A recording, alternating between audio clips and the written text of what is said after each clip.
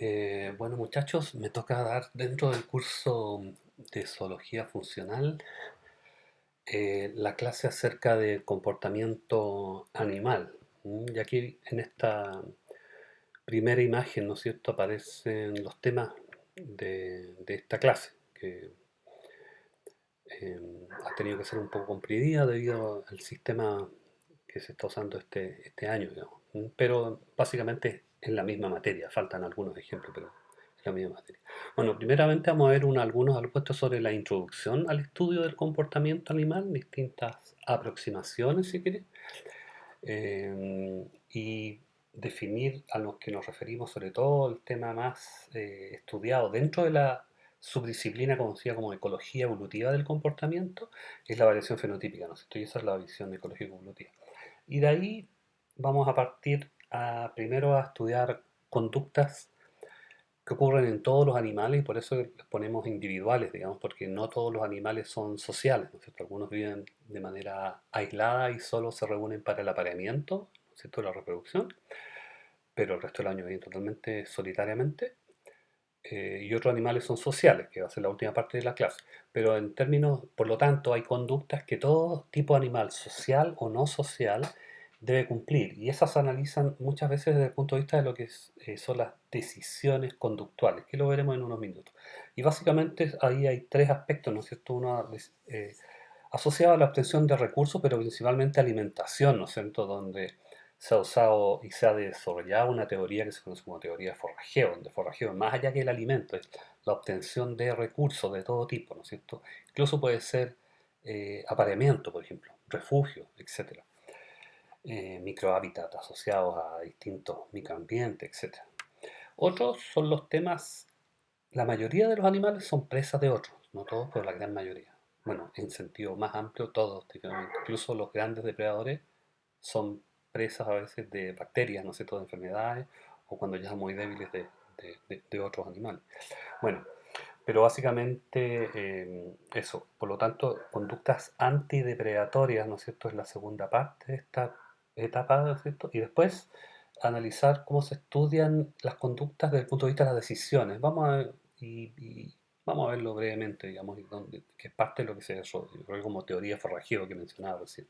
Y hay unos aspectos que se ha ido agregando más complejidad cognitiva, porque inicialmente vamos a ver los modelos, suponiendo que los animales saben todo de su ambiente, pero por lo tanto no involucran aprendizaje, pero hay estudios y nosotros mismos hemos hecho en nuestro laboratorio estudios de aprendizaje de fenómenos naturales en animales silvestres. Y la última parte tiene que ver con las conductas sociales o conductas que ocurren en grupo, ¿no es cierto? Y ahí hay como grandes escalas, ¿no es cierto? Y primero, digamos, las explicaciones, ¿no es cierto?, asociadas a la vida social. Hay como tres grandes hipótesis que dentro de ellas hay más explicaciones o más hipótesis, ¿no es cierto? Una tiene que ver con la obtención de recursos y muchas veces se ha facilitado vivir en grupos de la misma especie para obtener recursos. Otro, también la segunda explicación ahí es la antidepredación y claramente muchas especies por vivir en grupo impiden o disminuye la posibilidad que un depredador los ataque. Y otro es el origen de la familia. Quiero decir, está totalmente atado a la vida social al aspecto reproductivo. Y que más allá del evento reproductivo, se forma una familia y pueda permanecer por más tiempo que solo una vez nacimiento de las crías, ¿no es cierto? De hecho, hay especies que solo se aparean y el macho nunca conoce a las crías, ¿no es cierto? Y las hembras las deposita. Y hay insectos que las hembras depositan los huevos y nunca conocen a las crías en ese sentido. Entonces hay mucha variabilidad. Pero otra de las especies, hay mucha variabilidad ahí y cuando ya hay una complejidad más allá del nacimiento que duran, ¿no es cierto?, puede durar meses, años o toda la vida y eso ya también es una de las explicaciones de por qué muchas especies usan esa vida social. Bueno, y vamos a ver que también eso se analiza, al igual que las conductas individuales, eso lo vamos a ver primero, los costos y beneficios, pero en este caso de la vida en grupos sociales, porque los costos no es gratuito. Imagínense, una misma especie, vivir socialmente, los mismos individuos consumen el mismo tipo de recursos, los mismos alimentos. Entonces, si los alimentos son escasos, puede favorecer que haya competencia por eso. Entonces, hay costos y hay beneficios. Y vamos a ver finalmente los efectos del parentesco genético, ¿no es cierto? Y algunas hipótesis más asociadas a por qué el parentesco genético en los grupos sociales es importante y hay especies donde el parentesco genético es crucial y lo veremos, ¿no es cierto? Y finalmente vamos a terminar asociados más al sistema reproductivo, ¿no es cierto? Al sistema de apareamiento, cómo se reproducen, y asociado a eso como es la selección sexual, que es un subconjunto, como hemos visto, ¿no es cierto? O sea, un subconjunto de la selección natural, pero focalizada en rasgos de apareamiento, o sea, los distintos sexos, y muy asociado a eso también es el cuidado parental, que a veces lo da un sexo, a veces ambos sexos, ¿no es cierto? Y depende también con el sistema de apareamiento en muchas ocasiones. Ujú. Eh, bueno, y dentro del estudio del comportamiento animal hay dos grandes aproximaciones, formas de aproximarse a los problemas o- o escalas de análisis, ¿no es cierto? Y una que no es la principal en realidad de la ecología del comportamiento es la supraespecífica, o sea, a un nivel más alto que el nivel de especie, supraespecífico, ¿no es cierto? Y como dice ahí, a un nivel global sobre el nivel sobre el nivel de especie, o sea, género, familia de especies, ¿no es cierto? Vertebrados, por ejemplo. Por ejemplo, en grandes grupos. Por ejemplo, ahí pongo algunos ejemplos, ¿no es cierto? De dos especies, ¿no es cierto? Roedores, capibaras, los que aparecen a la izquierda, y algún tipo de ciervo antílope en este grupo que aparece aquí a la derecha, ¿no es cierto? Y ambos son mamíferos herbívoros, ¿no es cierto? Los cuales se sabe, digamos, en general los herbívoros son mayoritariamente sociales y viven en grupos, ¿no es cierto? Pero solo lo muestro como ejemplo, porque la mirada súper específica explica a gran escala, ¿no es cierto? ¿Serán todos los herbívoros sociales, por ejemplo, como una pregunta a esa escala? En cambio, a escala intraespecífica, o sea, intraespecífica quiere decir a nivel de una especie, y generalmente una especie habita a lo largo en una área geográfica de distinto tamaño, pero en general es bastante grande, ¿no es cierto? Por lo tanto, muchas veces la escala intraespecífica en realidad hace alusión al estudio de un lugar o de una población, a nivel de una población, ¿no es cierto? Y por lo tanto ahí se está focalizado a nivel de una especie, por ejemplo, evaluando las diferencias aquí entre poblaciones, eso cuando se comparan poblaciones, pero muchas veces solo se estudia en una población, o en las diferencias al interior de una población. ¿Mm? Y ahí pongo dos ejemplos, por ejemplo. La variabilidad en el desarrollo del canto en el chincol, Sonorrica capensi, que es el que aparece acá, ¿no es cierto? Y que es una de las especies que trabajamos en el laboratorio. Y la otra es conductas de alimentación, por ejemplo, de forrajeo, de obtención de recursos, en el Optodondeo, que también es otro roedor que trabajamos en el laboratorio, ¿no es cierto? Eso para que lo tengan presente. Ujú. Bueno, y un tema importante dentro de las preguntas a nivel intraespecífica, o sea, las últimas que acabamos de aproximarnos, ¿no es cierto? Tiene que ver justamente lo que mencionaba, la variabilidad fenotípica al interior de una única especie. Eso claro. Y aquí les pongo, ¿no es cierto?, una interesante fotografía, ¿no es cierto?, que muestra justamente esta variabilidad fenotípica y de hecho aparece de inmediato la distribución de tamaños, en este caso estatura, ¿no es cierto?, en mujeres, ¿no es cierto? O sea, hembras de Homo sapiens. Esa foto es bastante antigua, si se fijan a gran escala la ropa, ¿no es cierto? Creo que es de los años 70 de una universidad o colegio en Estados Unidos, ¿no es cierto? Y claramente lo interesante de esto es que muchas veces hemos visto esa forma, como está ahí en rojo, la forma de la distribución normal, que es la como más típica, ¿no es cierto? Y de hecho los tamaños corporales, o en este caso la estatura en humanos, en una población, ¿no es cierto?, sigue normalmente una curva normal, donde la gran mayoría de individuos, como aparece ahí, tiene una estatura intermedia, ¿no es cierto? Y hay muy poquitos, muy bajos, y desde ahí de cierta estatura ya no hay nadie que exista que sea tan bajo, y hay muy poquitos muy altos, y después de cierta estatura, seguramente 2 metros y algo tal vez, ya no hay nadie, ningún individuo de mayor de ese tamaño corporal o de esa medida o de esa estatura para este caso. Eso se los hago ver para que lo vean, ¿no es cierto? Y bueno, y justamente fue lo que Francis Galton, un investigador británico, ¿no es cierto? En 1886, imagínense, hace más de 130 años, no, qué sé yo, claro, mucho más. Y el título de ese trabajo se llamaba Regresión hacia la mediocridad en la estatura hereditaria. Mediocridad, ahí no sé cómo se usa en el lenguaje, al menos en Chile, ¿no es cierto?, como algo de mala calidad. En realidad aquí hace alusión a la media, ¿no es cierto?, a la media de la población.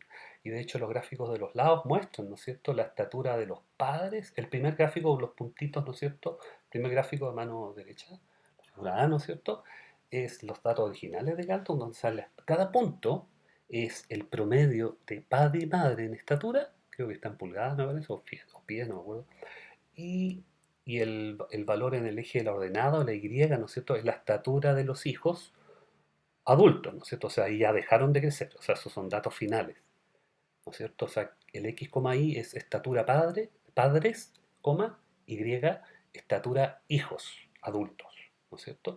Y claramente hay una tendencia, ¿no es cierto?, bien clara, es que los hijos de padres altos tienden a ser más altos y los hijos de padres bajos tienden a ser más bajos. Y de hecho, este estudio fue el que donde se desarrolló el análisis de regresión. Bueno, al lado aparece un compendio o dato como ya con regresión, ¿no es cierto? Un, un resumen tal vez de menos datos de lo que luego, pero como se ve ahí en general, hijos de padres muy altos son más altos que el promedio, pero más bajos que sus padres. Hijos de padres muy bajos son más bajos que el promedio. Eso es importante, ¿no es cierto? O sea, los padres muy altos en general no tienen hijos tan altos. Y eso se ve aquí, ¿cierto? Eh, y en cambio los más bajos tienden a tener hijos más bajos en promedio, pero en general más altos que sus padres. Y por lo tanto el Galton llamó a esto que había como una regresión, una vuelta hacia al valor medio. En inglés la traducción literal sería regresión hacia la mediocridad, como aparece en el título que lo veíamos allá arriba, ¿no es cierto? El título, una vuelta hacia la media. Y de hecho ese mismo análisis, como decía, es la que se conoce como regresión. Y claro, es importante tener en mente que aquí generalmente la pendiente no es uno y nunca los puntos están todos sobre la pendiente. ¿Qué significaría, no es cierto? Se los dejo tal vez como pregunta, no sé, imagínense. Si todos los puntos estuvieran en la pendiente y la pendiente fuera uno. Si la pendiente fuera uno, quiere decir que los padres de 1,80 m tienen hijos de 1,80 m. Los padres de 1,60 m tienen hijos de 1,60 m. Y si todos los puntos están en la pendiente, no hay variabilidad alguna. O sea que todo estaría explicado genéticamente. Los genes, la herencia, ¿te fijas? Por lo- pero por lo tanto, lo que los datos muestran en general es que hay variabilidad asociada a otros aspectos, tal vez genes que afectan o al medio ambiente, ¿no es cierto? Y es bien sabido que una buena alimentación temprana produce gente más alta, mejor fenotipo en ese sentido, ¿no es cierto? Y por otro lado, no todos los puntos están en la pendiente porque hay aspectos ambientales, no genéticos, que son los que explican, ¿no es cierto?, justamente este fenómeno. Eso. Aquí tenemos un ejemplo de variabilidad fenotípica a nivel intraespecífico, ¿no es cierto? En el Parus mayo es un ave paseriforme, el nombre común en España es carbonero, pero tiene una distribución geográfica muy amplia, vive en toda Europa y hasta Asia Central, o sea, no la India, por ejemplo, pero sí Rusia, pero no tampoco el norte de Rusia, sino que pero ya hasta, creo que hasta el estrecho de Bering, o sea, es bastante amplio su traje. Pero bueno, lo que aquí les quiero mostrar básicamente en relación a la variabilidad, aquí por ejemplo tiene que ver con aspectos reproductivos. Y lo que vemos acá, los datos principales que quiero mostrarles en este gráfico son las barras negras, que es la distribución de frecuencia, ¿no es cierto?, en relación al tamaño de puesta o el número de huevos por nidada, ¿no es cierto?, que ponen cada pareja. Y además este es un estudio que aunó muchos años, desde el año 60 al 82. De hecho, este es uno de los estudios de largo plazo. Hasta el día de hoy se sigue realizando en Inglaterra este estudio a través del uso de cajas anideras, ¿no es cierto? Y con eso tienen acceso a los nidos y los pollos y el crecimiento, etcétera. Pero básicamente acá es sobre todo para mostrar la distribución y la variabilidad intraespecífica, ¿no es cierto? En términos del tamaño puesto, o sea, el número de crías que tienen las parejas, ¿no es cierto?, de esta ave. Y como podemos ver, la gran mayoría tienen 8 o 9 huevos por pareja. Y muy pocos tienen uno, casi nada, ¿no es cierto? Muy pocos tienen, de hecho, muy pocos tienen bajo 5 tal vez, ¿no es cierto? Y muy pocos tienen sobre 12, 13. ¿Ah? Y donde hay un máximo, pareciera ser en 17 muy bajito, en 16 parece que no hay nada y en 15 también muy bajito, pero claramente esa es una distribución normal, bastante normalizada, ¿no es cierto? Porque más o menos tenemos una media y más o menos la misma distribución, más gran, mayores que la media y menores que la media, pero básicamente quiero hacer alusión a la variabilidad, o sea que en todos los rasgos biológicos hay valores mayores, menores y hay un grupo de datos que son los mayoritarios, que en muchos casos las distribuciones son normales, como la que vemos aquí para la frecuencia del tamaño de puesta. Eso por ese lado. Además, bueno, como dato adicional, este estudio muestra además la sobrevivencia de los pollos que lograron independizarse de cada nido. ¿Ah? Eso no significa que vayan a reproducirse todavía, solo los que lograron salir a volar, ¿no es cierto? Y claramente los niños de 12 son los que más dejan, pero a lo mejor eso tiene un costo de sobrevivencia posterior, lo vamos a ver en otra clase, pues, pero básicamente eso. Pero el centro de este ejemplo era sobre todo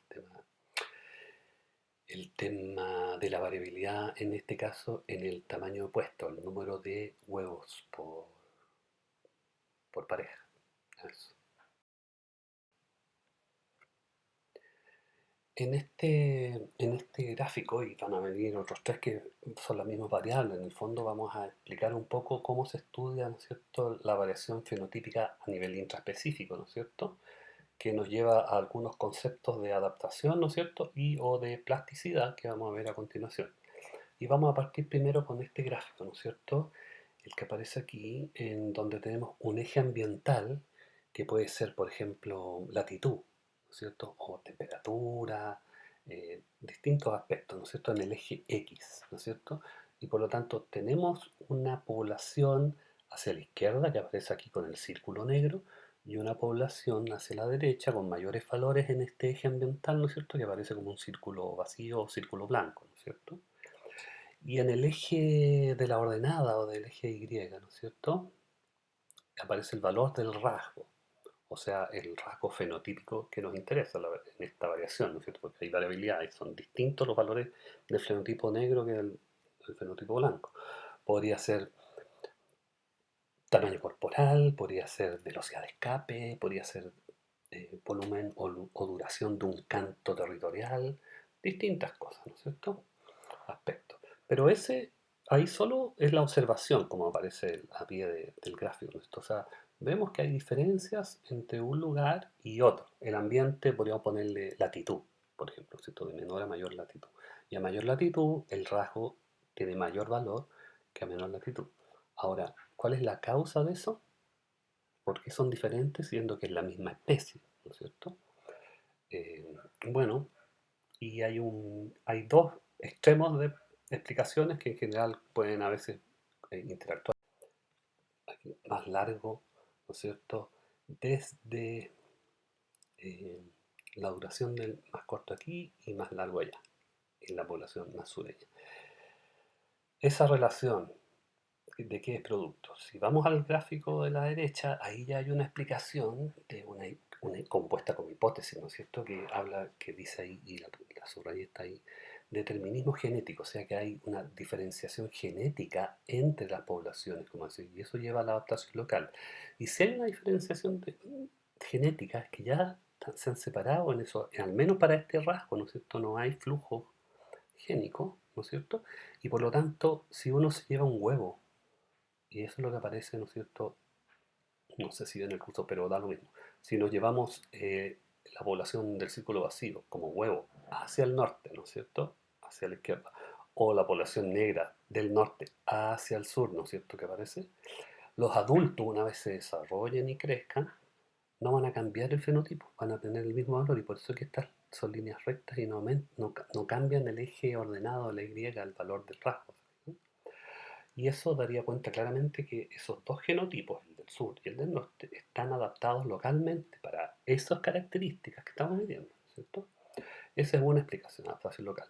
La otra, que aparece abajo a la izquierda, es que todo sea plasticidad fenotípica. Y en el fondo, si el genotipo negro se desarrolla en el ambiente más sureño y el blanco se desarrolla en el más nortino, van a mantener el mismo fenotipo expresado, el mismo canto, por ejemplo, del chincón. O sea, si nos llevamos huevos de una población a otra y se desarrollan en las poblaciones donde no habían nacido, donde no fueron procreados, el adulto va a cantar igual que los de ese mismo lugar.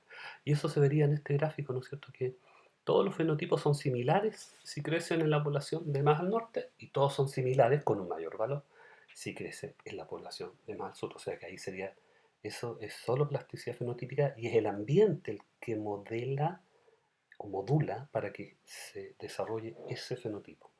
Ahora, a todo esto, este estudio que aparece en todos estos gráficos de analizar, ¿no es cierto?, los valores de rasgo a través de distintas condiciones ambientales o distintos ambientes o poblaciones para más de un genotipo, que es lo que dice ahí como el subtítulo, ¿no es cierto?, la importancia de la interacción, es un estudio de la interacción genotipo-ambiente. Y lo que se ve como curvas, eso se le llama normas de reacción. O sea, una norma de reacción es como un genotipo expresa distintos fenotipos o similares, expresa fenotipos de distintos ambientes. Eso es un estudio de norma de reacción.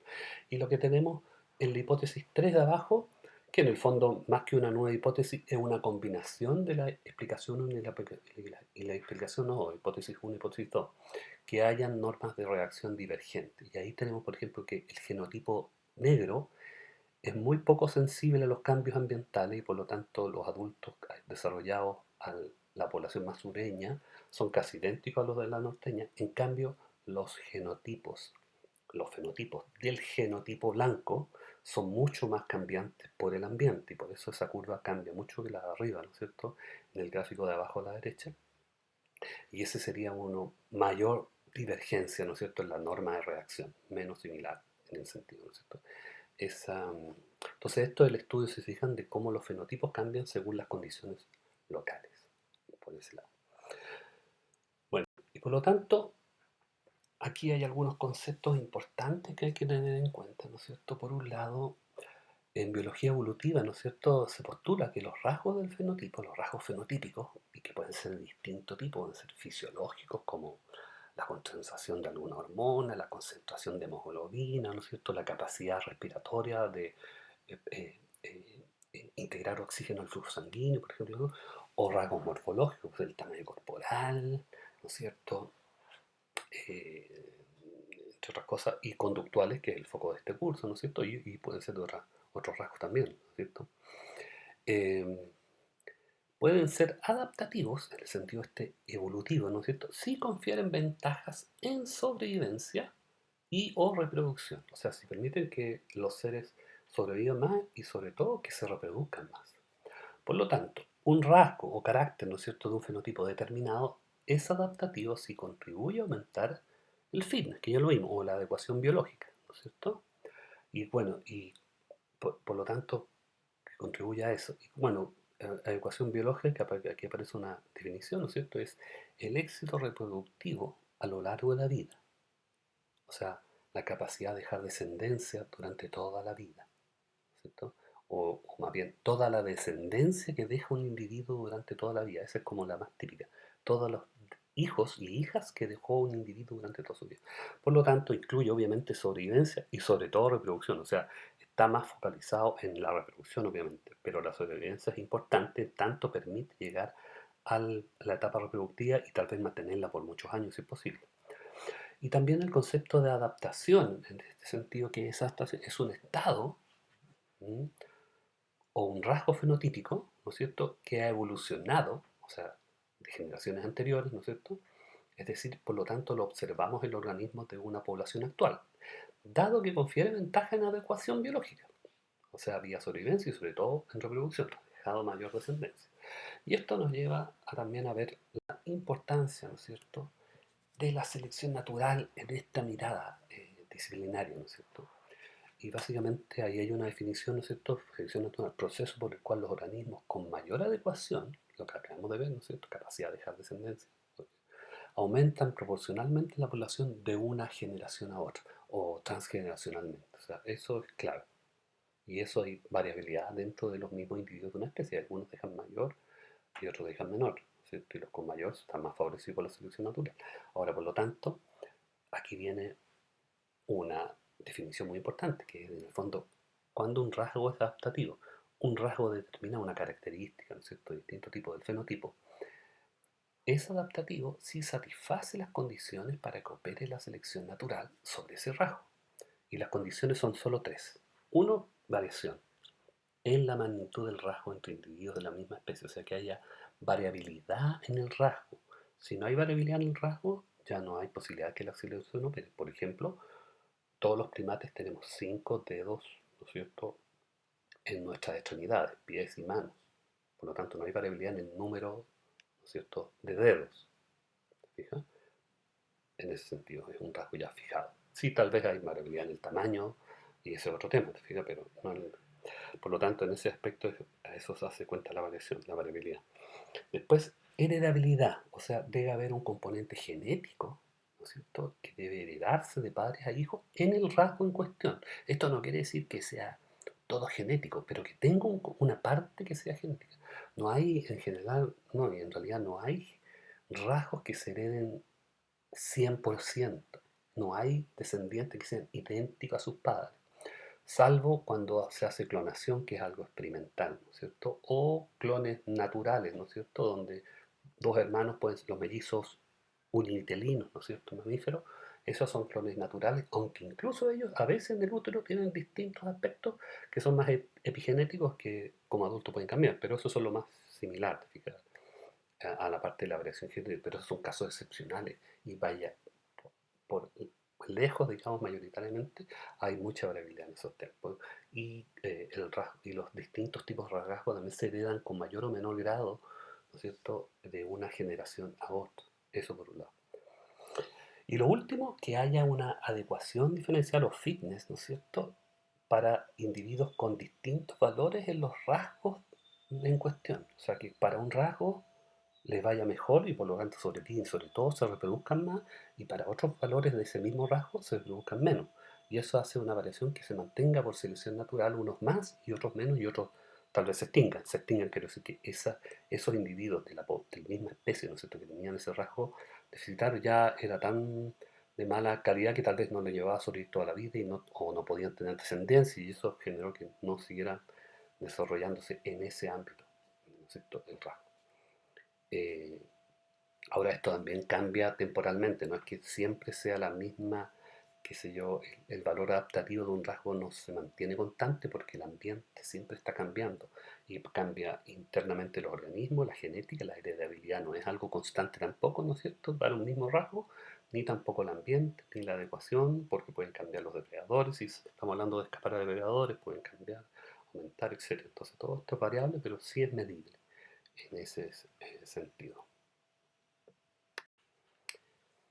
Bueno, y en esta segunda parte de la clase justamente partimos con un estudio que analiza conductas individuales y decisiones y que además evalúa los supuestos para poder estudiar selección natural o la evidencia, ¿no es cierto?, desde el punto de vista de rasgos conductuales, como dice aquí, ¿no es cierto? Y bueno, a todo esto esta ave eh, es de origen australiano, ¿no es cierto? De hecho, este estudio fue realizado en Australia. En Chile se vende como ave de mascotería, pero vive en poblaciones naturales en Australia. Y bueno, el primer supuesto, ¿no es cierto?, es sobre la existencia de variabilidad dentro de una población, ¿no es cierto? Y en este estudio se tomó una población y lo que se estudió era porque vivían en aviarios muy grandes, o sea, una muestra de una población natural fue llevada ahí y tenían alimento en ciertos lugares, ¿no es cierto? Y lo que se vio era la capacidad para encontrar parches con alimento, ¿no es cierto?, de mejor o menor calidad. Y lo que vemos en el gráfico uno del supuesto uno es justamente que esa variabilidad, ¿no es cierto? O sea, es un gráfico de distribución de frecuencia, o sea, cantidad de individuos por capacidad de encontrar los lugares con mejor alimento o peor alimento. Y como vemos, es muy similar a la distribución del tamaño corporal o estatura como veíamos en humanos, donde la gran mayoría de individuos son intermedios en su capacidad, perdón, para encontrar alimento, y muy pocos son de muy baja calidad y muy pocos son extremadamente eficientes, o sea, variabilidad en el rasgo, en este caso en la conducta de encontrar alimento de forrajeo, o sea, conducta de forrajeo. El supuesto 2, ¿no es cierto? El concepto de herencia, ¿no es cierto? Como mediendo heredabilidad, y aquí se ve la conducta de encontrar alimento para madres en el eje X y sus descendientes adultos, hijos, ¿no es cierto?, en el eje de la Y o de nada.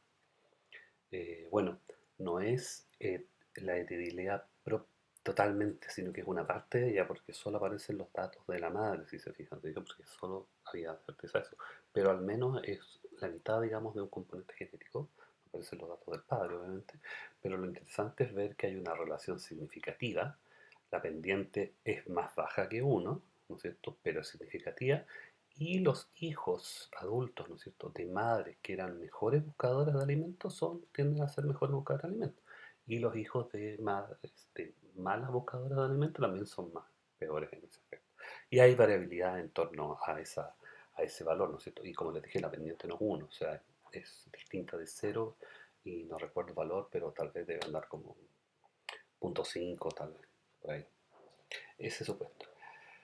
Para el tercer supuesto, les voy a dar otro ejemplo, aunque el estudio anterior también lo miró, pero me gustó más este que fue hecho en otro estudio de hace los 30 años atrás, los años 90, ¿no es cierto? En ardillas en una población de Norteamérica, donde el autor de este estudio, que estuvo estudiando toda una población y donde capturó muchísimos individuos, y a cada individuo lo sexó y pudo saber las crías y la descendencia de las hembras, ¿no es cierto?, de esta población, y los marcó individualmente como se ve en esa fotografía. Por ejemplo, ahí aparece el individuo QX, ¿no es cierto? Eh, en ese sentido. Y bueno, lo que midió distintas variables, pero dos variables importantes que le voy a mostrar, ¿no es cierto? Uno es la tasa de crecimiento, y nótese que tenemos adultos y juveniles. En el gráfico de arriba son adultos, de arriba a la izquierda, ¿no es cierto? Son adultos en el sentido que ya son individuos capaces de reproducirse, ¿fija? Pero todavía siguen creciendo. En relación a la capacidad de conseguir alimento, ¿no es cierto?, que está medido aquí como la energía total acumulada por día durante todo un periodo de tiempo largo de estudio de este trabajo, ¿no es cierto?, de muchos meses. O sea que siguió muy bien eso y cómo se alimentaban todos los individuos en la población, ¿no es cierto? Y vemos que, claro, que los individuos, el gráfico de la derecha arriba, por ejemplo, que más lograron tener una tasa de alimentación muy alta, en inglés eso se llama surplus energy intake, que es como la energía, el consumo de energía adicional, ¿no es cierto? Y si se fijan, bueno, en los adultos, como vemos ahí, todos los valores son positivos. Claro que hay unos que es bajito, ¿no es cierto?, 100, 200, y otros que está casi en 600, en 700, ¿no es cierto?, en kilojoules por día. O sea, muy eficientes en eso. En el gráfico de abajo de ese mismo panel, ¿no es cierto?, tenemos las mismas variables, pero para individuos subadultos, o sea, juveniles todavía no reproducen. Y aquí interesante ver la variabilidad en el eje X, porque en el eje X, si se fijan, hay valores negativos. O sea, se mantiene la misma tendencia, hay una pendiente más pronunciada, tal vez justamente por esta misma variabilidad, ¿no es cierto?, donde hay individuos muy eficientes en encontrar alimentos y unos que son muy ineficientes, y de hecho esos que están a la izquierda de valores de cero, ¿no es cierto?, en el fondo están perdiendo energía y tal vez posterior a este estudio no lograron seguir manteniéndose bien y murieron, ¿no es cierto? O al menos no se produjeron ese año muy flaco y tal vez al año siguiente lograron, dependiendo de cómo era el nivel de pérdida, ¿no es cierto?, de peso. Pero eso para que vean la variabilidad, y sobre todo en animales juveniles que todavía no son adultos capaces de conseguir todo su alimento, todos sus recursos. Y bueno, y en ese sentido, el gráfico de la derecha, ¿no es cierto? El que aparece abajo de la fotografía, ¿no es cierto? Es interesante porque la misma variable X, pero aquí aparece en función de una medida más cercana a la adecuación biológica, y que es el tamaño de camada, ¿no es cierto? O sea, el número de descendientes, de hijos que tienen esos individuos, cuando ellos se destetan, o sea, cuando empiezan, eso es winning, ¿no es cierto? Ahí dice litter size at winning, que es tamaño de camada al destete, o sea, cuando los individuos ya dejan de consumir leche de la madre y empiezan a vivir independientemente, a conseguir ellos propios su alimento, ¿no es cierto? Y claramente vemos que los hijos, ¿no es cierto?, de individuos padres, en el eje X son los datos de medios padres, ¿no es cierto? Y el otro es el número de hijos, ¿no? Claro, de los individuos que mejor se alimentaban, tenían mayor tamaño de camada que lograba independizarse. Nótese que aquí no es que los que tengan, por ejemplo, valor de 0 o 1 hayan tenido una cría, o 0, o tampoco 0. Todos tuvieron camadas abundantes, varían en números, sí, pero son de varios individuos, 4, 5, 6, ¿no es cierto? Pero no pudieron mantenerlos, alimentarlos adecuadamente para que se lograran independizarse. Por eso esa debilidad, ¿no es cierto? O sea que claramente los hijos de adultos que lograban al menos alrededor de los 200, 300 kilogramos por día en promedio, no, a pesar de haberse reproducido, no eran capaces de sostener el cuidado parental, el amamantamiento, ¿no es cierto?, con leche, etcétera, o cuidado parental en general a sus crías para que ellas llegaran a sobrevivir a pesar de haber nacido hasta poder independizar. Y así lo hacían los que tenían mejor capacidad de alimentación. O sea que esa es una relación positiva entre capacidad forrajear y adecuación, porque la adecuación biológica o el fitness, ¿no es cierto? La capacidad de dejar descendientes que logren eventualmente reproducirse. Se supone que los que ya logran independizarse ya van a poder llegar, bueno, hay mortalidad que sea, pero ya están mucho más cercanos a eso. O sea, ese supuesto para que lo tengan claro.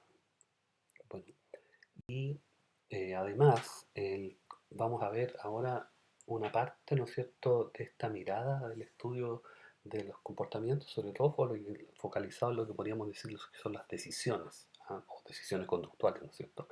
Y básicamente hay aquí una definición que no involucra racionalidad ni conciencia, porque lo que estamos viendo es el comportamiento, no lo que está ocurriendo en el sistema nervioso central o dentro del cerebro, ¿no es cierto? Por eso que desde ese punto de vista lo que podemos observar es el comportamiento, ¿no es cierto? Y, por ejemplo, una manera de observarlo es que uno pueda identificar puntos donde hay una elección o decisión entre alternativas posibles, ¿cierto? Y en el mundo natural se da mucho eso por la búsqueda de alimento, por la búsqueda de actividad, por la búsqueda de refugios, etcétera, ¿no es cierto? Los animales tienen que ir decidiendo. Pero les muestro ahí una figurita, ¿no es cierto?, que aparece, sobre todo aparece ahí en un supermercado, ¿no es cierto?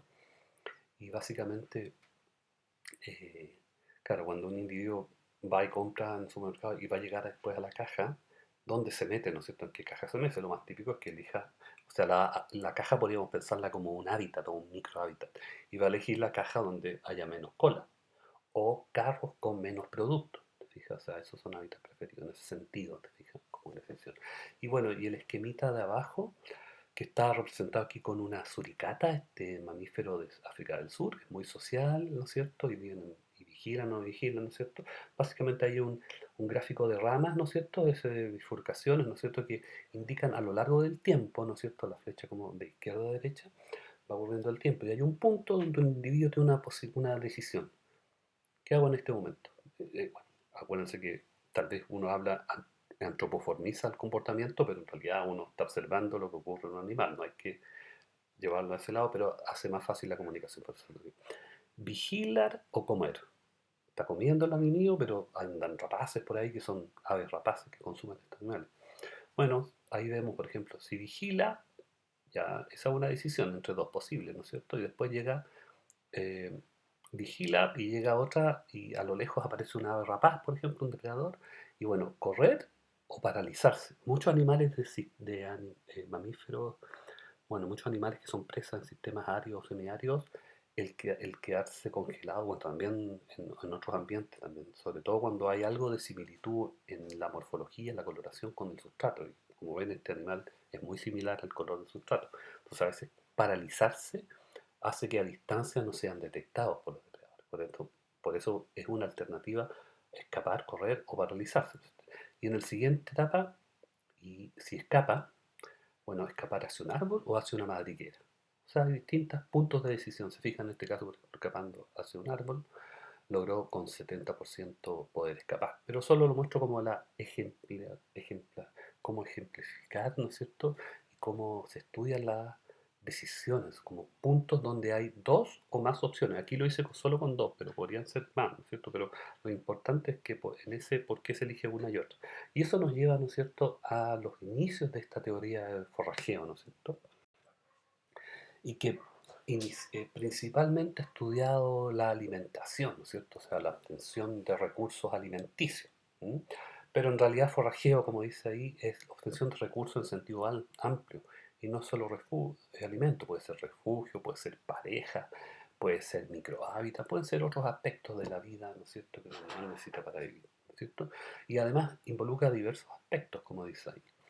El forrajeo puede involucrar búsqueda, seguimiento, reconocimiento, aprendizaje, captura de una presa, ¿no es cierto?, manipulación de esta, consumo mismo, digestión e incluso algunos animales almacenan estos recursos para futuras ocasiones. Ahora, no todos esos están en un mismo especie, ¿no es cierto? Algunas especies tienen, muchos tienen varios, o sea, todos tienen varios de esos, pero no tienen todos, o sea, no todos los animales almacenan alimentos, por ejemplo, ¿sí? Por darle alguna diferenciación. Bueno, y acá solo les muestro un grafiquito, ¿no es cierto?, que vamos a volver a verlo, a seguir profundizando en unos minutos más, ¿no es cierto? Pero básicamente tenemos un ave europea, pariente de un ave que también llega aquí, que vive en las costas de Chile, que el nombre en Chile le llaman pimpilente, en el pico muy naranja el chileno, es un ave marina, ¿no es cierto?, que consume moluscos, por ejemplo, ¿no es cierto? Y esta ave marina, este es una especie del mismo género, pero que habita en el norte de Europa, en el mar Báltico fue hecho este estudio, creo que en Holanda me parece, o sea, Europa, o en Dinamarca, por ahí. Bueno, pero lo importante es ver que lo que aquí se grafica primero es que se consumen una población, ¿no es cierto?, de estos bivalvos pequeños choritos. Y lo que aparece en el gráfico de la izquierda es la población de presas de choritos antes de que llegue el consumidor, los consumidores. Y aparece ahí una distribución de frecuencia en porcentaje, ¿no es cierto?, en relación al tamaño de las presas de estos choritos. Y vemos que hay una distribución bastante heterogénea, tal vez con dos máximos, uno muy pequeñitos de alrededor de 10 milímetros de largo, ¿cierto?, o menos, o sea, un centímetro, y, y después hay otro máximo alrededor de los 40 a casi 50 milímetros, 4 o 5 centímetros.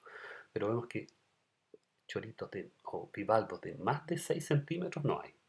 En todo caso, la distribución es bastante homogénea, en general es como bimodal, si quieren decir, todos máximos, ¿no es cierto? Y hay muy pocos, muy pequeñitos. Esa es la distribución natural. Y cuando llegan estos individuos y uno analiza lo que consumen, es lo que se ve en el gráfico de la derecha. Bueno, y claramente no consumen los muy pequeños, no consumen ninguno menor de 10 milímetros, es decir, aunque sean los más abundantes, los de 5 a 10 milímetros, no consumieron ninguno, ¿se fijan? Y tampoco consumen mayoritariamente los más grandes de alta distribución de 40 a 50 centímetros, aunque los consumen, pero no son los mayoritarios. Y la mayor cantidad de individuos están entre los 30 a 40 milímetros, 3, 4 centímetros de largo, ¿no es cierto? O sea que esos son, podríamos decir que son las presas preferidas.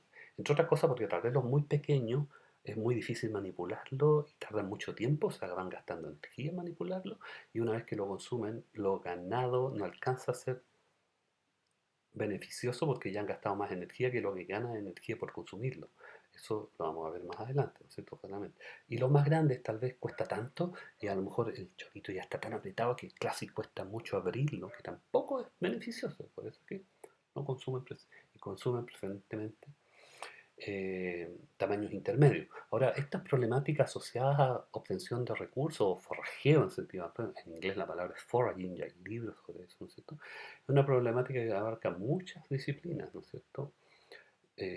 Porque implica comportamiento, fisiología, sobre todo fisiología digestiva, morfología funcional, ¿no es cierto? Por ejemplo, en el caso de esta ave, cómo manipula el pico, imagínense otros animales que, por ejemplo, los aves que consumen néctar, es distinto, te fijas, y eso vamos a ver algunos ejemplos.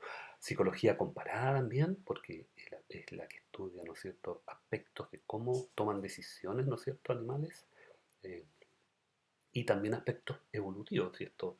¿Cuál es el que mejor le va y peor le va, ¿no es cierto? Sobre todo en esta mirada que vamos a ver ahora, que se puede ver como beneficios y costos, ¿no es cierto? Y solamente, bueno, tenemos los mismos resultados arriba de ese estudio, ¿no es cierto? Y solo que eso se puede estudiar, ¿no es cierto?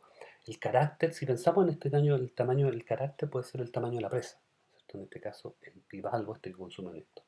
Los muy pequeños entregan muy poco beneficio, ¿no es cierto? Y mientras más grande el beneficio va creciendo, que es la curva verde, ¿no es cierto? Y mientras más grande, mayor beneficio.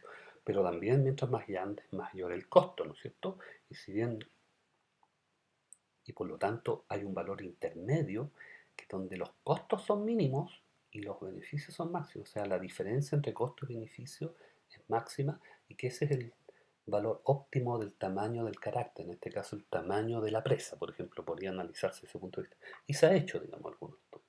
Y veamos aquí un ejemplo. Por ejemplo, este es un estudio antiguo, ya de los años 70, ¿no es cierto?, hecho por investigadores británicos, ¿no es cierto?, Allen y Hughes, donde estudiaron cangrejos. El depredador eran cangrejos, la especie Carcinus maenas, ¿no es cierto?, y que también consume el bivalvo, ¿no es cierto? Y lo que aquí se ve en este estudio, y como dice ahí, los bivalvos aportan una tasa alta en retorno energético, medida, por ejemplo, energía por tiempo de manipulación, ¿no es cierto? Eh, Y lo que vemos ahí en el gráfico de arriba es solo una primera parte de este estudio donde se analizó, ¿no es cierto?, para distintos tamaños, o sea, se le ofrecieron distintos tamaños de bivalvo, ¿no es cierto?, a depredadores, ¿no es cierto?, a una población no estudiada de esto, ¿no es cierto?, y cómo les iba, ¿no es cierto?, y cuánto tardaban, ¿no es cierto?, en abrir. Y sobre todo la energía, ¿no es cierto?, que obtenían por cada uno de ellos. O sea, uno pequeñito podía consumirlo y les daba cierta energía. Uno muy grande también les daba una energía, pero el muy grande, si se fijan, le daba menos energía que los tamaños intermedios. ¿Eso por qué? Porque gastaba tanto tiempo en la energía abriéndolo, le costaba mucho abrirlo, y una vez que ya lo ingería, la energía que ganaba era menor que la que hubiera ganado con uno más pequeño y lo habría que lo puede abrir con mayor facilidad. Acuérdense, ese primer gráfico de arriba es con distintos choritos entregados y estudiados individualmente. Cuando se le entregan distintos en el mismo experimento, ¿no es cierto?, distintos tamaños de choritos, lo que se ve abajo son las preferencias, o sea, cuáles consumen en mayor grado. Y claramente consumen, muy similar con lo de arriba, ¿no es cierto?, los tamaños intermedios. Hay un consumo de bivalvos pequeños, hay un consumo de bivalvos altos, pero mayoritariamente consumen, ¿no es cierto? Pues en biología nada es blanco y negro, hay más bien de valores de tendencia. Lo importante es ver si esto es significativo o no. Y claramente es significativo que consumen los tamaños intermedios. Es decir, los bivalvos muy grandes tienen un costo de manipulación muy alto. Los muy pequeños tienen un costo muy bajo, pero un retorno energético muy bajo. Por eso lo más eficiente son los consumos intermedios. ¿Mm? Por lo tanto, la disponibilidad de este tamaño puede afectar la dieta. Y ese es un, solo aquí se ve que igual cuando están todos prefieren mayoritariamente consumir los tamaños intermedios. Y eso llevó a desarrollar modelos de esta teoría de forrajeo, ¿no es cierto?, que originalmente se llama teoría de forrajeo óptimo. Esto es una teoría que se ha puesto a prueba, ¿no es cierto? Y vamos a ver aquí un primer modelito, ¿no es cierto?, que tiene que ver con la selección de recursos, o el modelo más clásico se llama selección de dieta, tipo de dieta.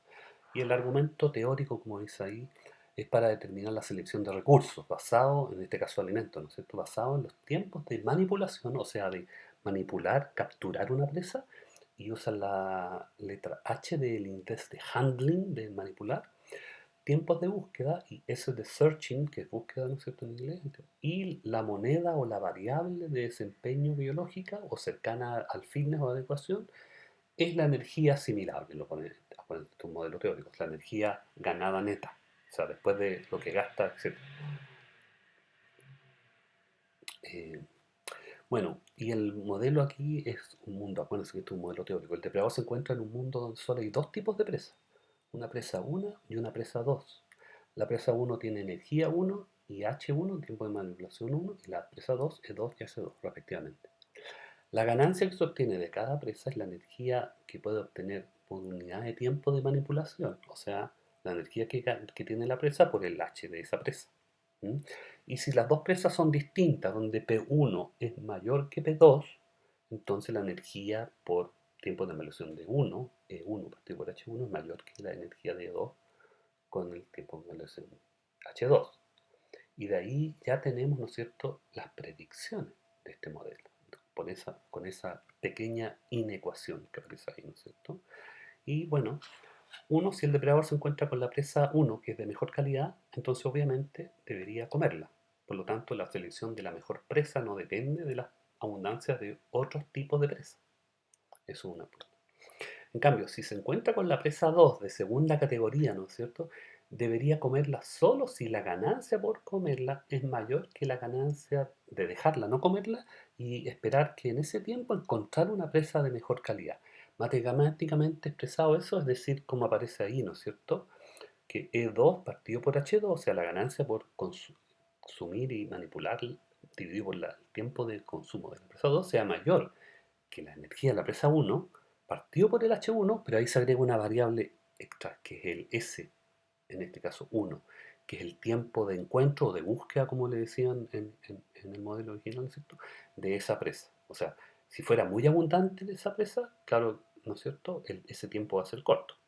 Pero si es muy poco abundante, va a ser muy largo y por lo tanto ese número va a ser muy grande y casi nunca va a ser posible y ahí va a ser muy escasa esa presa y por lo tanto va a convenir consumir la presa de segunda categoría. No sé si se entiende, ¿no es cierto?, en ese sentido. Bueno, y hay muchos experimentos en los años 70, 80, 90 que han mirado esto y solo le voy a mostrar un parcito. Aquí aparecen. Y voy a partir explicándoles el de abajo que tiene menos variables, ¿no es cierto? O sea, dos tipos de presa y nuevamente con el carbonero europeo, ¿no es cierto? Y se hizo un experimento donde a estas aves, ¿no es cierto? Una muestra, ¿no es cierto?, de una población, se les tuvo en cuatro condiciones. Una de baja densidad de presa, que es la primera, low density, y después tres a high density, alta densidad. Densidad 1, densidad 2, densidad 3, que eran distintas, vamos a ver las proporciones encontradas. Los primeros gráficos de barrita, ¿no es cierto?, que aparecen ahí vacíos, dice la proporción encontrada. A baja densidad se entregó 50%, como dice a la mano derecha, large prey y small prey, presas grandes y presas pequeñas. Un 50% de presas de tamaño grande y un 50% de presas de tamaño pequeño, ¿no es cierto? Eso fue a baja densidad. Y a alta densidad se utilizaron tres variables, tres cambios en la densidad a alta densidad. Uno donde había 75% de presas grandes y 25% de presas pequeñas, uno donde eran 50% cada uno, y otro donde se invertía, donde era 25% de presas grandes y 75% de las presas pequeñas. Y lo que predice el modelo que acabamos de ver son las barras intermedias. A baja densidad predecía que debería consumir 50 y 50 de ambas presas, ¿no es cierto? Y a alta densidad, como era tan alta la densidad, independiente de las razones distintas de proporciones de tamaño grande, tamaño chico, en todas las condiciones el modelo predecía que debía comer solo las presas grandes. Y lo que encontramos que en la muestra poblacional son los datos de las barras de abajo, lo observado en la proporción de la dieta. Y como pueden ver, todos los resultados, al menos cualitativamente, se condicen con las predicciones. Cuantitativamente, a nivel de cuantificar numéricamente, hay algunas diferencias. Y básicamente, bueno, en el primero eso no alcanza a ser distinto significativamente en las densidades a baja densidad, ¿no es cierto? Y por lo tanto cumple. En el otro caso también son muy distintos, pero hay un leve consumo, ¿no es cierto?, de las presas pequeñas, aunque el modelo, la predicción era que no consumía nada. Pero en ambos casos hay un leve consumo. ¿Mm? Incluso uno puede ver que es un poquito más cuando predecía que debía consumir más las grandes que las pequeñas, pero la predicción era otra, o sea, en la proporción que decir de encuentro. Pero básicamente todas son significativamente distintas, todas consumen predominantemente las más grandes y hay un leve consumo de las pequeñas y entre otras cosas tiene que ver con, por ejemplo, que estos experimentos, acuérdense de aquí, el modelo asume que sabe que es omnisciente de todos, o sea que reconoce inmediatamente los tipos de presa y eso requiere un periodo de aprendizaje que se hizo en estos experimentos. A lo mejor había variabilidad y algunos individuos no lograron aprenderla claramente y se equivocaban. Y eso es parte de esto. O hay equivocaciones que es natural, ¿no es cierto?, en todo sistema biológico, que también es parte de eso. Pero lo importante, por lo tanto, es que cualitativamente los resultados son claramente la misma tendencia que el modelo predecía. Eso. Y bueno, y en el caso del experimento de arriba es lo mismo, solo que en tres condiciones de baja densidad, de media densidad, de alta densidad, y con tres tipos de presas, presas grandes, presas medianas y presas pequeñas, para este pez, ¿no es cierto? Y vemos la proporción arriba, las predicciones al centro, que eran un poco más variables que las encontradas en el experimento del ave, ¿no es cierto? Y lo observado en lo experimentalmente. Y nuevamente, se condice muy bien con los resultados, imagínense, eh, en los primeros gráficos a la izquierda, ¿no es cierto?, que todas debían ser iguales y son muy bajas las diferencias, no eran estadísticamente, sino que esta es la sumatoria de todos los estudios, ¿no es cierto? A que consumía solo la presa mediana y la grande y nada de la pequeña, y hay un leve consumo de la pequeña, pero muy similares a lo esperado de las otras dos, y algo similar cuando solo debería consumir la más grande, que por lejos es la que más que consume, sin vertiente superior, consume un leve la mediana y muy poco las pequeñas, y tal vez por las mismas causas que mencionaba en el caso anterior. Eso, me fui para acá, ya. Y bueno, y veamos ese grafiquito que es muy importante, ¿no es cierto? Ese gráfico de acá abajo. Ganancia acumulada es la G que aparece, ¿no es cierto?, ahí en la curva, ¿no es cierto? Que puede ser, por ejemplo, la energía neta obtenida en función del tiempo gastado.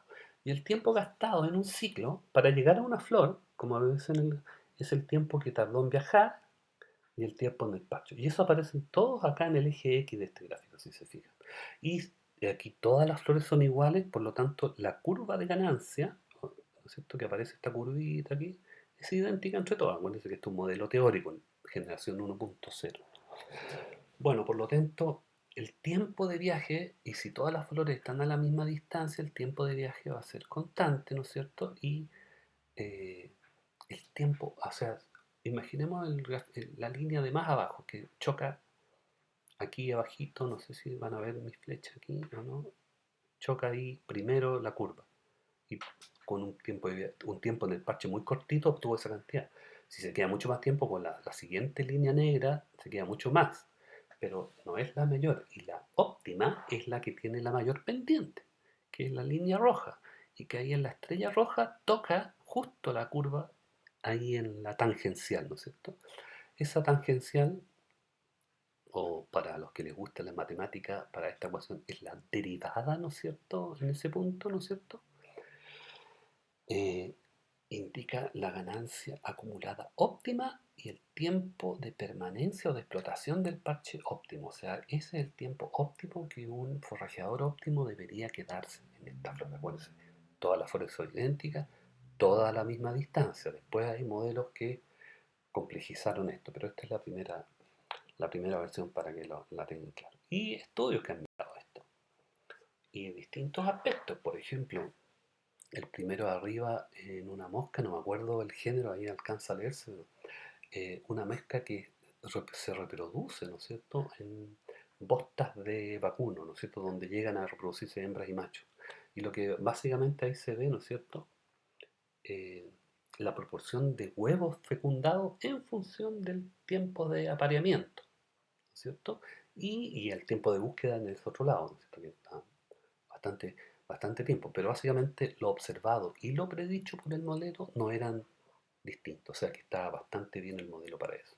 Otro estudio ha analizado capturas y en el de abajo, por una de estas, ese insecto acuático, ¿no es cierto?, que anda en la superficie que consume otros pequeños invertebrados como pariente, lo que llamamos en Chile mulitas, que también anda, que se ven como con más patas, ¿no es cierto?, sobre el agua, ¿no es cierto?, en lugares estancados, etcétera. Y básicamente se muestra también captura de presas para dos distancias de presa, o sea, para dos distancias de parche, perdón, pero para un mismo tipo de parche. La curva es homogénea, ¿se fijan?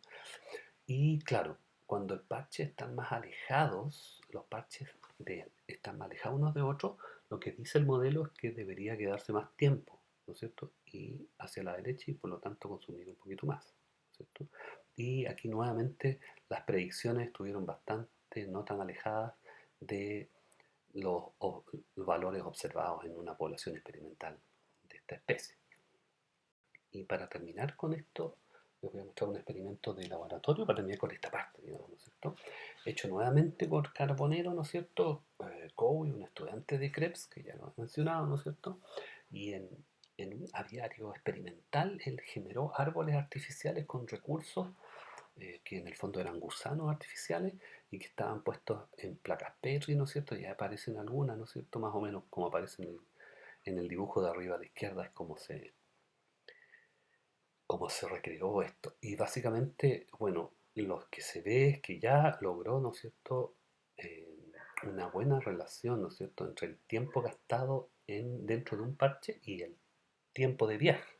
Mientras más lejanos estaban los parches, más tiempo gastaban en cada parche. Y eso se ve en el gráfico de arriba, ¿no es cierto?, a la derecha. Claro que va decreciendo, pero claramente.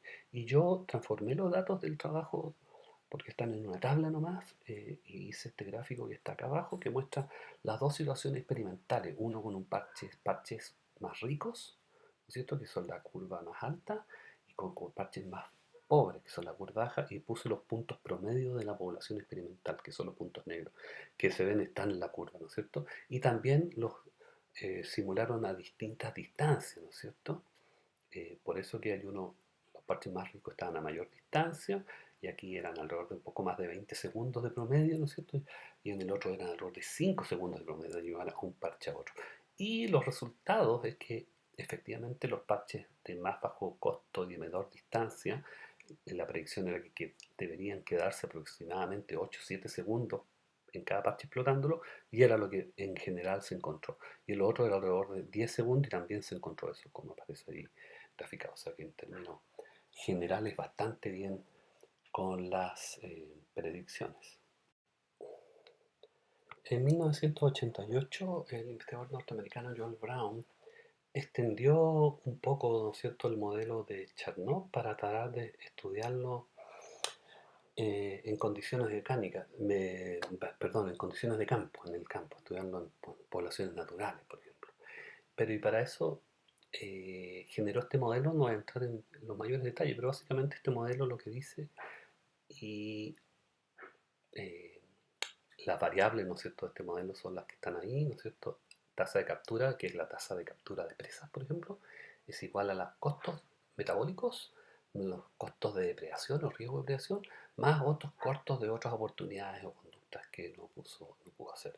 Y donde, por lo tanto, él dice que un forrajeador, un animal, va a abandonar un parche cuando H sea igual a C más P más MOC, ¿cierto? Por lo que dice ahí, un forrajeador abandonará un parche cuando los beneficios del forrajeo, los beneficios son la captura presa, el H, ¿no es cierto?, se igualan con los costos. ¿Ah?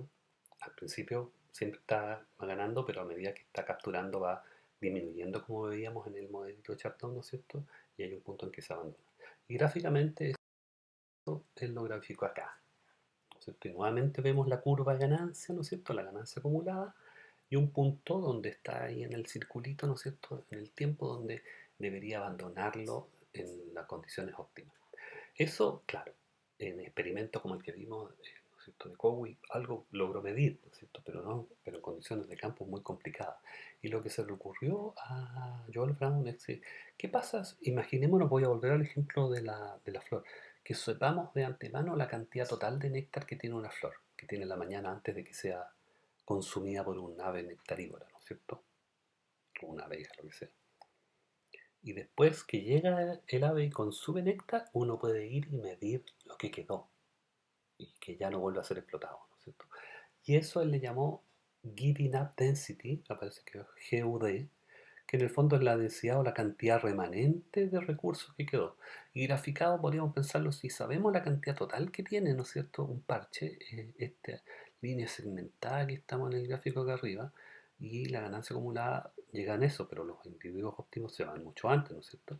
Se van en este punto, y por lo tanto esa diferencia es la densidad remanente, que en el fondo es la cantidad de recursos no consumidos, ¿no es cierto? Ese es el GUD, que tiene a través de ahí se relaciona con el H, que es la tasa de captura de abandono. O sea, el consumo de alimentos, el pumento de abandono que se tenía en el punto ahí, que es en el fondo el número de presas por unidad de tiempo, ¿no es cierto? DN partido por DT, visto así. Pero bueno, eso nomás se los muestro, esto ha sido estudiado en ardillas en Norteamérica, en roedores del desierto de Arizona, en roedores en Israel, y nosotros lo hemos estudiado con el Debo en poblaciones naturales, sobre todo para comparar microhábitats, porque el Debo, ¿no es cierto?, que vive aquí, y aquí se ve una población de Debo con madrigueras, con distintos hoyitos de distintas familias y comunicados por estos caminitos, ¿no es cierto?, que por el alto tráfico, tráfico, digo decir, comunicación de individuos de uno a otro, generan estos caminitos, ¿no es cierto? Esto es una época muy seca, esto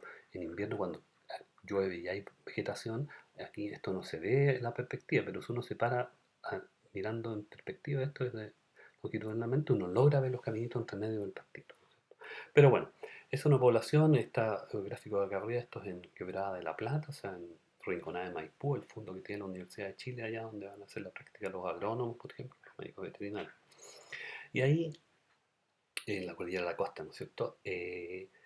Lo que hicimos comparar fue, porque este roedor habita en estas zonas donde hay, el paisaje como el que se ve en la fotografía acá abajo, ¿no es cierto? Es un matorral con zonas de arbusto, ¿no es cierto? Y vegetación más densa en las quebraditas tal vez, y zonas sin arbusto que están entre medio de los arbustos, ¿no es cierto? O sea, y los dos son considerados dos tipos de microhábitats donde habita el Debo, ¿no es cierto? Aquí vemos madrigueras que están aquí en el despejado y también hay madrigueras en la zona matorral aquí abajo, en la parte de arriba de la fotografía, ¿no es cierto? Y tiene lo mismo, como es un roedor de hábitos diurnos, ¿no es cierto? Y yo mismo he estado ahí en el campo y he visto depredación por rapaces que se tiran y atacaron a alguno y lo capturaron, y también he visto captura por zorros también, ¿cierto? Y sobre todo también quisimos estudiar cómo cambia esto a lo largo de la estación, pero estudiando parches experimentales. Seguimos los ejemplos de Joel Brown y usamos un experimento de campo para estudiar estas decisiones de forrajeos microhábitats diferentes con parches experimentales, ¿no es cierto? Y algunos le pusimos una cámara para poder grabar y ver las funciones de ganancia, o sea, cómo era la curvita de adaptación. Y algunos animales incluso los teníamos marcados, no marcados, pero no es lo más importante. Lo importante es acá, por ejemplo, aquí aparece uno de estos parches que tenían medio metro por metro y tenía una mezcla de tierra con arena, ¿no es cierto? Sustrato en cantidad fija y donde poníamos cantidades, unos gramos, no me acuerdo, parece que eran 9 gramos de semillas de trigo, ¿cierto? Mezcladas ahí en el sustrato. Y los animales llegaban a consumirlas. De hecho, aquí se ve, cuando andan a baja velocidad, como este Debo que está aquí detenido, ¿no es cierto? Arrastra la cola. Y aquí se ve, por ejemplo, la huella que dejó alguno con su cola. Ahí se ve esa curvita sobre la arena, ¿no es cierto? Después de la explotación. Eso para que lo sepan. Y pudimos medir, grabar, ¿no es cierto?, las funciones de ganancia. No puse ahí todos los datos, pero son los puntos oscuros, ¿no es cierto? Para parches bajo arbustos y para parches entre arbustos. O sea, los parches parentales son idénticos, ¿no es cierto? Idénticos. Y ahí pudimos ajustar la curvita, ¿no es cierto? De Brown aquí, ¿no es cierto? Y ese es tiempo, ese es el índice de búsqueda, ¿no es cierto? Y H es el índice de manipulación, de handling time, o sea, cuánto tarda consumir la presa y acá en encontrarla, ¿cierto? Y las presas iniciales y las presas que en el momento del abandono, NF, N0, NF, eso, ¿cierto? Bueno, ahí están los ajustes de las curvas nomás, pero para que vean cómo se ven, esto es bajo arbustos y esto es entre arbustos, o sea, estas eran las más visibles por depredadores, ¿no es cierto? Y bastante más ruido. Y la única diferencia, o sea, curiosamente el tiempo de encuentro, que debería ser el mismo, es 0.038, ¿no es cierto? El índice S. Y acá es 0.37. Eh, claro, 0.027. Eso. En cambio, el H, que es el índice manipulado, son la misma cantidad, las mismas presas, pero cada una la manipulaban de distinto tiempo. Y acá es 0.7 en el hábitat bajo arbusto y acá es 1.2 en entre arbusto. O sea, claramente, a pesar de ser los mismos parches idénticos, la misma cantidad, la misma presa, y de hecho eran semillas homogéneas, ¿no es cierto?, tardaba más tiempo en los parches más expuestos a depredadores. Y lo que vimos es que parte de cuando consumían la semilla, gastaban un segundito o décimas de segundo en mirar el entorno. O sea, como una conducta antidepredatoria mientras estaban consumiendo la semilla. O sea, que la manipulación del alimento involucra algún aspecto antipredatorio, al parecer, ¿no es cierto? Al menos en este contexto. Eso por un lado. Y entre estaciones, aparece en este gráfico, que es el último resultado de nuestro estudio, hay otro resultado, pero este es el otro relevante, ¿no sé? Y entre estaciones también comparamos, bueno, lo primero es que claramente parches de alimentos idénticos son consumidos en mayor medida en los parches más seguros, con menos probabilidad de depredación y que son los que están bajo arbusto. Acuérdense, esto es lo que dejan, la giving out density, o sea, dejan menos, las barritas son más bajas, todas las negras que están en microhábitats bajo arbusto, que las vacías o las blancas que están en microhábitats abiertos, ¿no es cierto? Eso, y en todas eran significativamente, en todas las estaciones del año, verano, estos experimentos se renovaban como durante 5 días seguidos en cada estación del año, ¿no es cierto? Y lo otro interesante es que claramente podríamos decirlo así como una broma, ¿no es cierto? Un restaurante que a nosotros nos guste mucho, vamos a estar yendo, pero si aparecen más restaurantes, ¿no es cierto?, a los mismos precios, etcétera, y mayor oferta, uno va a dejar de ir al restaurante querido. Y eso es un poco lo que se ve a lo largo del año, desde verano, otoño hasta la primavera. Que después de las lluvias, ¿no es cierto?, en invierno, aparece vegetación y aparecen más alimento para estos roedores herbívoros, ¿no es cierto? Y por lo tanto consumían menos, la giving up density eran más altas cuando había más recursos en otros lados, ¿no es cierto? Y por eso se ve la tendencia a aumentar hacia invierno y sobre todo hacia primavera en ambos, en bajo y entre arbustos. Pero lo importante es que se mantiene la diferencia entre los dos microhábitats asociados a diferencias en riesgo de predación. Eso por otro lado. Ahora, otros aspectos un poquito ya más que, no sean, que todos los modelos anteriores suponían que los animales saben con precisión, ¿no es cierto?, la calidad de sus recursos, no involucraban aprendizaje, por ejemplo. Y aquí en este estudio, ¿no es cierto?, ya estamos estudiando aspectos asociados a alguna escala, ¿no es cierto?, memoria, sobre todo memoria espacial. Y esto lo hicimos con el picaflor chico, ¿no es cierto? El picaflor chico, los machos son muy territoriales, sobre todo fines de invierno, ¿no es cierto?, primavera, son muy territoriales y manejan un área, ¿no es cierto?, donde se alimentan de los recursos durante el día y van una mañana unos, otros, etcétera, que son básicamente las flores con néctar, ¿no es cierto? Y después de unos días se cambian a otro lado y van manteniendo eso, pero en general se ven bastante solitarios, digamos. Y lo que nosotros hicimos fue generar una parrilla artificial, si quieren, de flores, que es lo que aparece en el esquemita blanco, ¿no es cierto?, aquí arriba, a la derecha, y que eso era un marco de madera, ¿no es cierto? Podían cruzar por entre medio, ¿no es cierto? Que tenía 6 puntos posibles, ¿no es cierto?, que aparecen ahí con los números 1, 2, 3, 4, 5, 6, donde en 4 de ellos poníamos flores artificiales. Las flores artificiales eran eh, tubos de ensayo con salida de colora de, no sé si lo han visto, se pueden hacer con vidriero y aquí. O sea, en la facultad se han hecho más de alguna vez, ¿no es cierto?, de distintas formas. Y con forma de corola de flor, ¿no es cierto?, y con una entradita donde pueden insertar, ¿no es cierto?, su pico y su lengua estas aves, ¿no es cierto? Pero son tubos de ensayo en el fondo. Ujú. Y esas, lo interesante es que nosotros teníamos 4 flores por arbusto artificial, así entre comillas, ¿no es cierto? Pero lo que hicimos fue repetir en varios territorios, en total en 15 territorios, o sea, 15 individuos distintos experimentaron, ¿no es cierto?, esto, y lo que queríamos saber era, porque de esas 4 flores artificiales que aparecen, ¿no es cierto?, en el esquemita aquí arriba a la derecha, el néctar era totalmente transparente, era agua azucarada.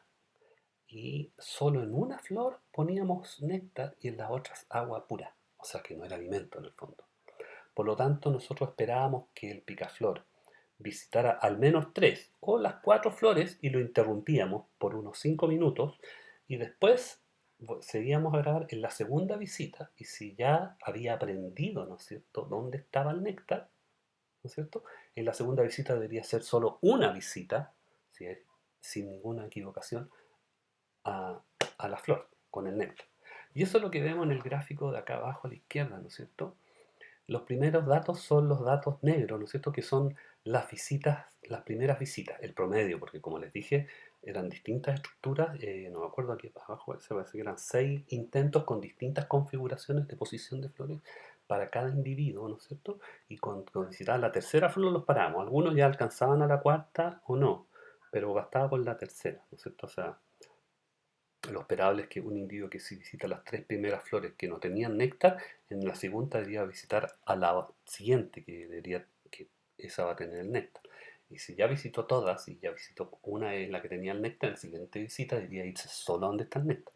Bueno, ¿y qué encontramos en la siguiente visita? Bueno, que la gran mayoría, ¿no es cierto? O sea, todos salvo un individuo, justamente quedó con el número 13, el que no se diferenció, ¿no es cierto? Que no logró aprender bien, pero todos los demás fueron extremadamente eficientes y no se diferenciaban y en promedio hacían una visita en la segunda, o sea que claramente detectaban y mantenían en la memoria la mejor flora. Acuérdense que las configuraciones cambiaban en los distintos 6 experimentos por individuo.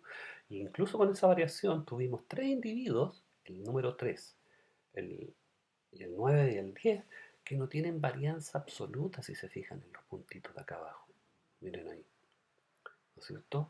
O sea, que fueron, no se equivocaron y siempre en la segundo intento iban a la flor con néctar. Y en general todos fueron muy parecidos, solo que hay algunos con un poquito más de varianza, ¿no es cierto? Pero ninguno se diferenció de de ir de inmediato a la flor con néctar, salvo aquel individuo, el 13, ¿no? O sea que por lo tanto aprenden eso globalmente, aunque hay variabilidad. Eso es interesante igual, ¿no es cierto? Pero claramente esto te- está incorporando cada vez más a modelos más precisos en el futuro. Volviendo a las decisiones, ¿no es cierto? Todavía el aspecto más como individual. Y más recientemente ya nos hemos dedicado más al optondego, ¿no es cierto?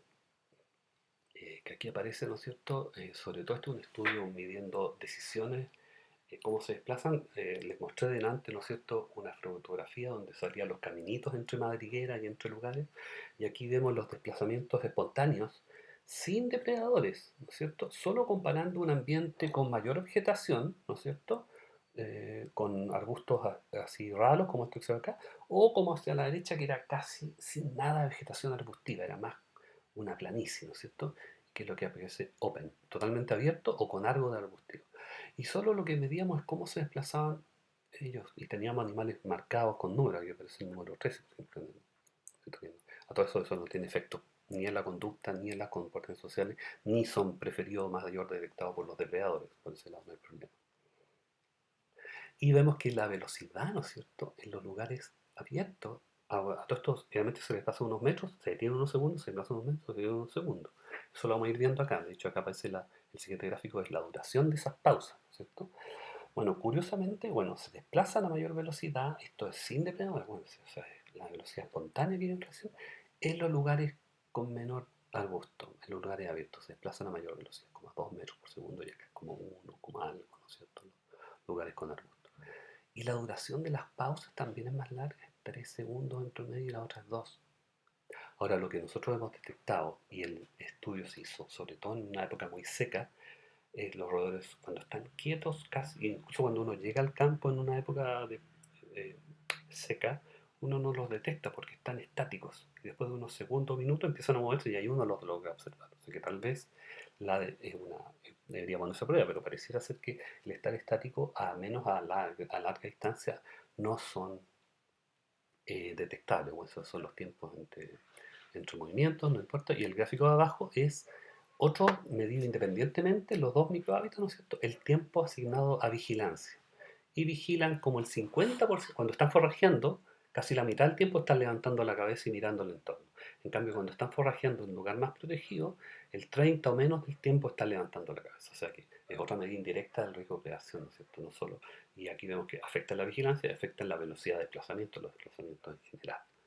Eso por ese lado.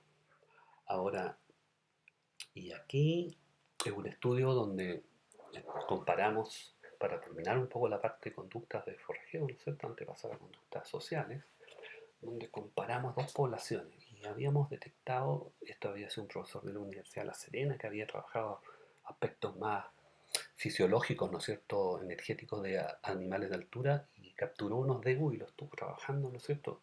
Esto yo era cuando estudiante de pregrado, ¿no es cierto?, en los 80, y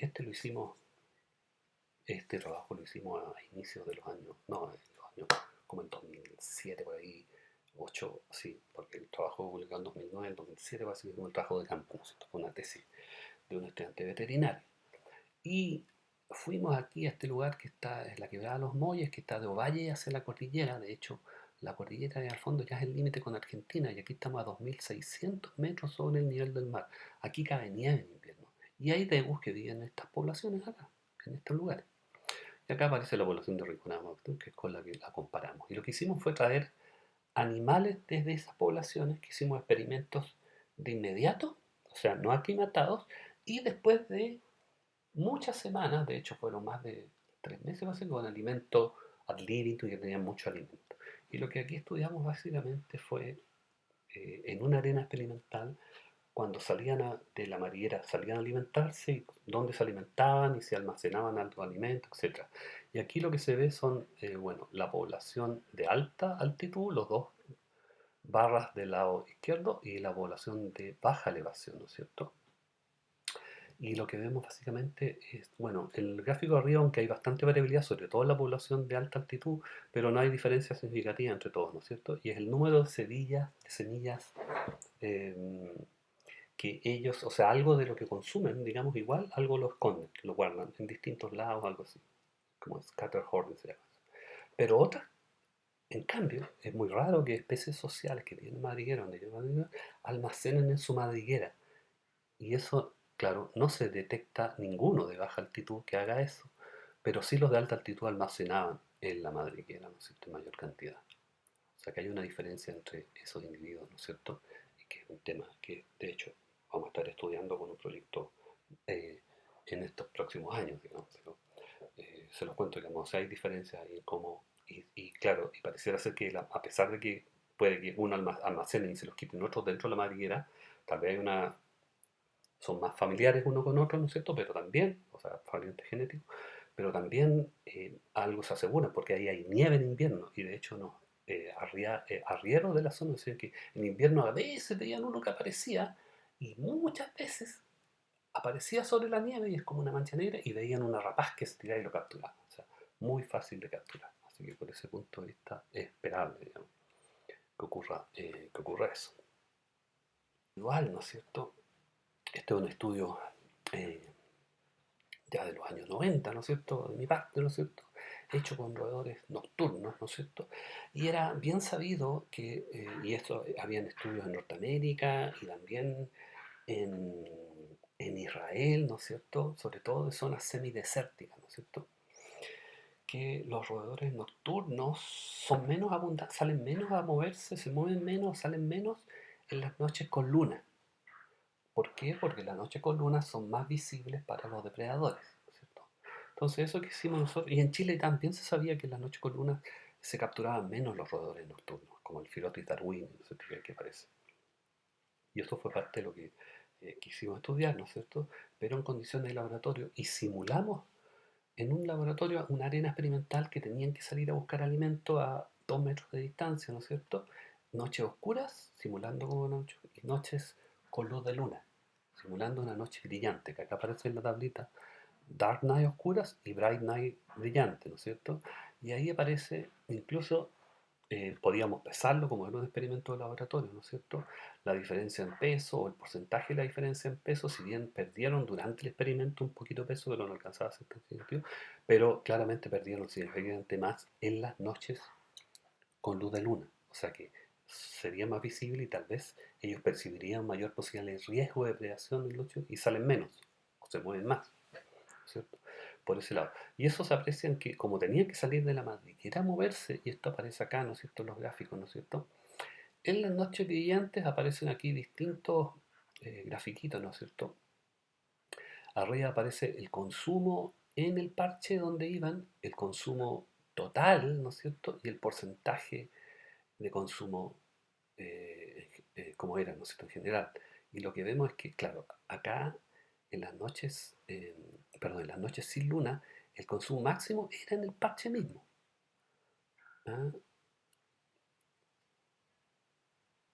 Ah, perdón, lo que dejan es el primero arriba, lo que dejan en el parche de alimentos, ¿cierto? Y el segundo es el consumo total.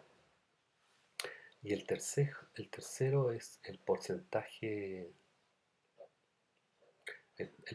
total hecho en eh, expuesto, digamos, ¿no es cierto?